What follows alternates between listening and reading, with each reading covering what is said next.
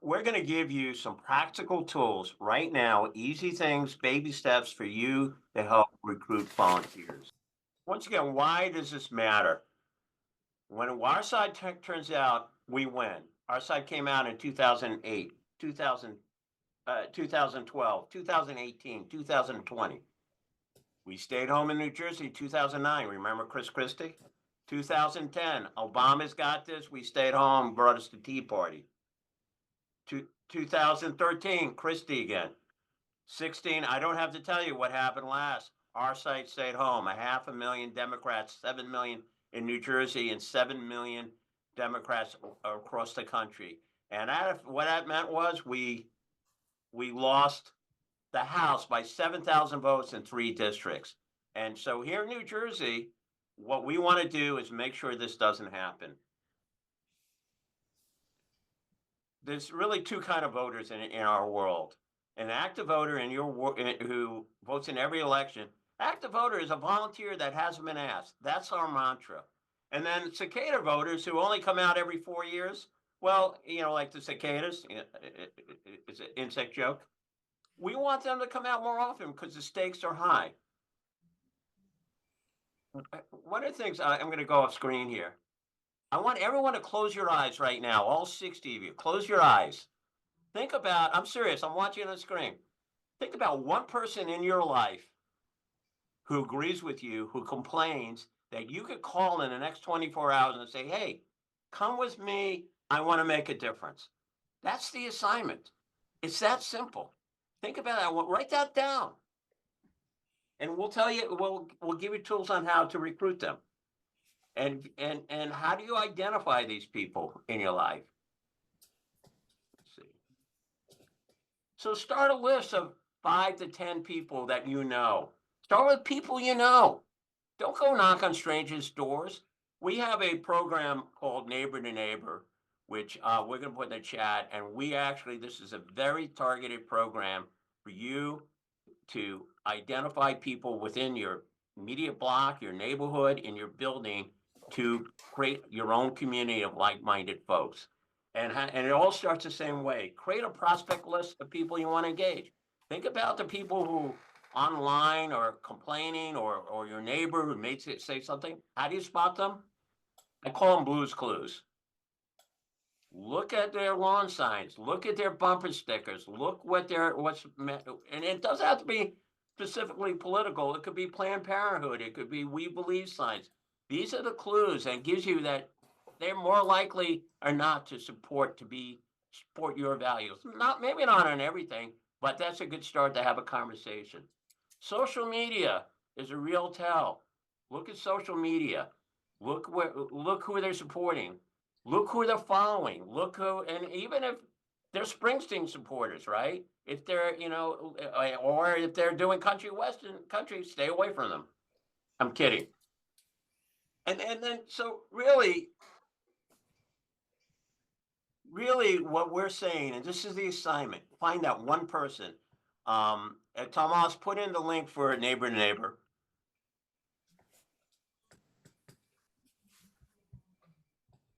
And this is a program we do every Tuesday, which some of you have already been part and we'll train you.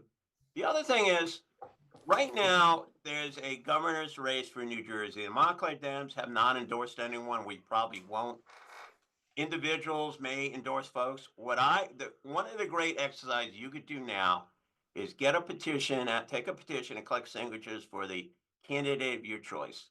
There are a lot of good people running, and so we'll put that in a link. We'll connect you to these campaigns. That's a great excuse to go to your neighborhood, whether it's Mikey Sherrill or Josh Geitheimer or Fulop, whoever, Baraka. These are all good people running. All I ask, come June, come back, and whoever wins, we come together. But this gives you an excuse to go talk to your neighbors. You're collecting signatures for someone you believe in. And one caveat, you can only take a petition out for one candidate. That's just the law. And what's the most important thing, when you talk to your neighbors,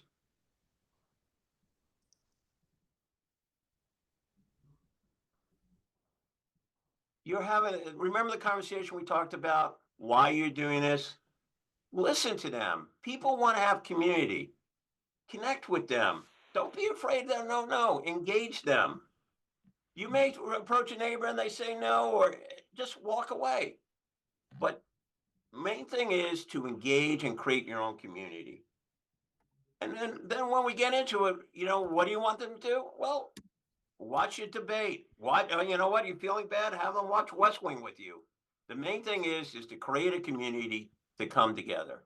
And so your mission over the next 24 hours, find that one person, top us, put the link in and have them sign up on our mailing list and they come to some of these meetings and activities. Anyway, why don't you raise your hand in chat and then we'll take some questions. I mean, in participants, we'll take some questions. Okay, there you go. Okay, yeah, I was trying to say in the chat, it was leaving me muted. I tried pushing the button. Yeah, but basically what I was saying in the breakout chats is that I actually started as a Republican in high school. I was actually deeply conservative my entire life. I grew up in a very, very deeply red area, like rural Pennsylvania. I actually was in Chester County. I remember seeing you guys like doing the buses and stuff over there. So I found that really nice that you guys were engaging with them. Because during the presidential race, like nobody even like congressional seats, people never ever knocked on the doors. My mother lives in Kennett Square, PA, and my father's a Republican in Oxford. They've never gotten a single door knock in their lives. I've never received one until you guys were like knocking doors and people were bringing people down over there. So you've definitely started something over there with all the mailers. We've never seen anything like it before. I remember getting texts from people because they were a little freaked out that people from New Jersey were like knocking on their doors out of We were nowhere. invading, Like, weren't we? oh yeah, it scared them because they're like, this people care about us now. I'm like, yeah, yeah. But the thing is, that's kind of like the deficit with the Democratic Party. That can be improved Well, on so many times. one of my big problems is we can't come every 4 years. We have to organize year round. Here in New Jersey and inside baseball, these campaigns and they come in June. It's a bunch of kids who, well-meaning kids, don't know the difference between where Parsippany Paramus is. They live off the land, they take all the volunteers and they leave town and don't share any data. And then we have to recreate the community. So our goal now, and my personal goal, and my mission, and everyone here is to keep that community going year round, right? Because the issues don't change, and so reason we're starting now, and I'm sorry, is so that empowering you, Victoria, and you, Mara, and you, Caroline, and I go Wendy, and say here, and so you guys could go there and get your friends, so that come election day we have the votes. It's that simple and that complicated. Anyway, Victoria, continue. I'm sorry to interrupt you. Yeah, but what I was saying in the breakout room also was that what switched me over to the Democratic Party, despite being deeply MAGA, I was one of those people where it's like, like in your face a little bit, kind of like, because there's pride in being MAGA. You think that you're on the winning side and people hate losing. But the thing is, with maturity, and I feel this is an issue with younger people, is that people need to develop more and understand that just because you're not winning doesn't mean that you're wrong and that there are a lot of things worth fighting for. And I think people need to maybe self-actualize a bit, kind of loosely using that term, and kind of Oh, understand. that's right. That's spot on. Yeah, but just understand that you need to discover your values while until someone else tells you what you should care about. But it's like people need to outline what they believe in as individuals before someone else tells them what you should believe in. And if we just did that more with younger people, I genuinely think with education also, because I learned media literacy in late high school. We didn't have these things where I was from, but I think that that's how you target rural voters. So I Well, definitely think there's hope. one of the things you said, Victoria, well, you said a lot of good stuff, but you talked about you didn't realize that the Republican Party didn't stand up for women's rights, they didn't stand up Oh for yeah, children's rights, you did that they didn't stand up for climate, that they didn't stand up for abused women. That so you mentioned certain things, so it was an education to realize this party that I'm now proud to be because we're winners doesn't actually, in its core, represent anything that I represent or care about. exactly. Right. Yeah.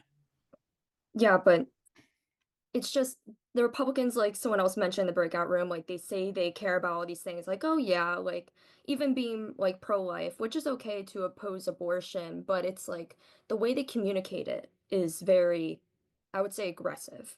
Being like, oh, we care about this thing. They don't. They hate you. But it's like when you actually look at the legislation and you actually look at why people support abortion in the first place, it's like they're not very transparent. So if we that's what I really like about the Democratic Party, that you guys are really transparent. Like you want people to have the facts in their face, and it's just a party basically of facts right now. That's kind of where we're at. Yeah. Thanks. Well, Great. thanks, Victoria. Actually, I'm going to send you a message. I'm putting together a group of younger activists, so I'd love to talk to you offline. So look for a text from me, chat from me. You have to come from your own point of view, what's important to you. You know, what are the issues, and relate to people on a one-to-one basis. You know, you can't argue, you can't tell them that Trump's a bad guy and all that. You have to say, look, I think you mentioned your disability is one of your issue. You're concerned about what's going to happen with people with disabilities. They want to cut Medicare, Medicaid, reproductive right. I think what the success I've had with people on the other side and winning them over is by having personal argument. Look, this is how it impacts my life or your life. And you can't get into a philosophical argument, but you can say, this is why it's important to me. And empathy does matter. So that's where we had success. But I will tell you is we don't have to spend a lot of energy on Trump supporters. We have to spend energy on our side to get them to show up.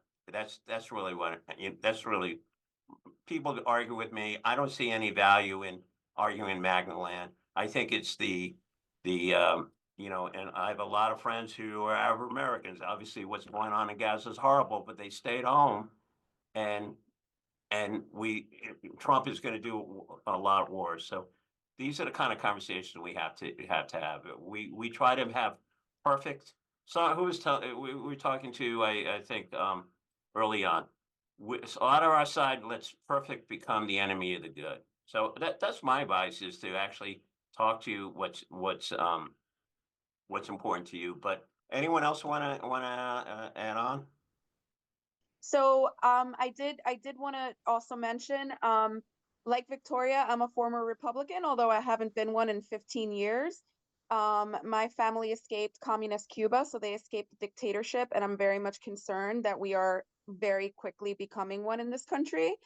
My biggest concern, and this happened when I went canvassing with you guys back in October in Pennsylvania, the Right. Democratic voter wasn't at home, but I got to speak to his dad in Spanish. And so he had been a past Trump supporter. He wasn't sure which way he was going to go in the November election, but he kept circling back to religion. And now I'm a person who is Catholic. And so it was grateful that he was there, because I was able to speak about our shared faith in our shared language. My biggest concern is, how do you get through to some people who are religious, who, I mean, I've been told I'm a godless heathen because I'm a Democrat, and I'm not, because I'm a person who has a faith. I just think that I shouldn't impose my faith on others. So how do you kind of break through with those folks? And thank you. Well, Carmen, I just want to say, someone in the chat, Stephen, I don't know your last name because I only wrote down your first name, said something I think is really, really wise. He said we have to learn how to communicate progressive values and goals in conservative language. And I think that would actually be a real winner if we could, because there are probably a lot of things that people who are religious would agree with progressives on if we knew what those code words were. Like, I can't imagine that someone religious is against climate change control, right? They want to preserve our planet, right? It's got to be important, right? The same way that I believe that the Republicans have hijacked pro-life, because there's nothing pro-life about them. Pro-birth, maybe, but unless you are in a woman's uterus, if you are female, you have no rights after that. So they're not pro-life. They're not for early childhood education. They're not for public education. They're not for anything that has to do with life. They're only for birth. So hijacking that kind of language, taking language back, I think might be a really important step in reaching people who are faith-based, faith-oriented. All right, I always tend to talk too much, so No, I'm you're- gonna shut you're up now spot for on, the Susan. entire rest of the time. If you're interested, go and we'll set you up with petitions for governor's races. Great way to meet your neighbors. Join neighbor to neighbor. But the most important thing, in the next 24 hours, and I'll check this, sign up a friend. Get that friend to come. That's how we grow. Is it Motorola? She's absolutely right. We got to do this one person at a time, and we have to expand. And so anyway, next week we are going to have talk about Facebook and how you could use that as an organizing tool, how you reach out to your friends, whether you're a big organization like us or you want to create just a little group that you can communicate. I know the young kids don't use Facebook, but us boomers do. And then a week after that, we're going to be doing Instagram. We're going to have a serious session about combating disinformation. And I just heard from Chris Durkin, the Essex County Clerk, is going to teach us how to do voter registration and vote by mail application, so they're legally binding. So we have a lot of things coming. Thanks for everyone coming, and thanks to all your hosts, and a big shout out for Tomas for running the room. So we'll see you all next week, and sign up for Neighbor Neighbor every Tuesday. We have a community there. So thanks everyone.